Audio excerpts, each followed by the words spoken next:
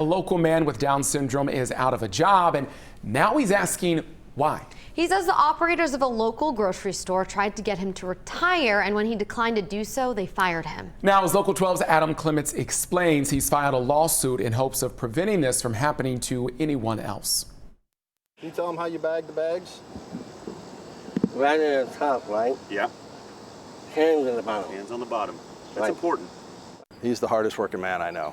That's how Bob Igoe sees his brother Vince. He had worked at the Whole Foods in Rookwood Commons as a bagger for more than 20 years. He returned to work after recovering from neck surgery last September.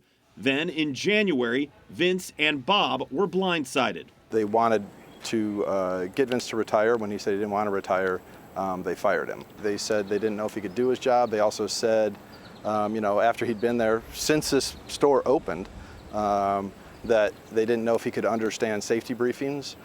Then they said that he had too much unpaid time off. So they gave a lot of different reasons that were all kind of depended on who you were talking to. While Vince tries to keep his sense of humor, It is. What? What? the ordeal has sadly taken a toll on him.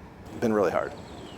Sometimes Vince breaks down and cries when he has to talk about it, and I think it's really challenged his self-worth. He told me once that he feels ashamed about it, and I told him not to feel ashamed, that he didn't do anything wrong. How did it make you feel when you got fired from Whole Foods?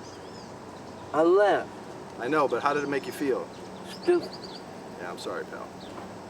You're not stupid, though. Now, a court will decide if Vince's termination was lawful after Bob and Vince filed a lawsuit against Whole Foods. Ohio law specifically is created to help guys like Vince with disabilities participate fully, like all the rest of us do in the workforce and in life. And Whole Foods disregarded those laws and fired Vince without following the rules. We want to make sure that really they don't discriminate against other people with disabilities, and that they understand that in Ohio we have rules, and that they have to follow those rules if they want to do business here when it comes to supporting our disabled community. So we reached out to Whole Foods as well as an attorney representing them in this case, but we have not yet heard back. However, the company's attorneys have filed a motion to dismiss parts of the suit in which they say, quote, deny that Vincent was terminated for any other than legitimate non-discriminatory reasons, and further deny that any defendants engaged in any unlawful activity.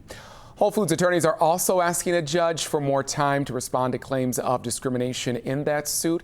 In the meantime, Vince says that he is ready to start looking for a new job.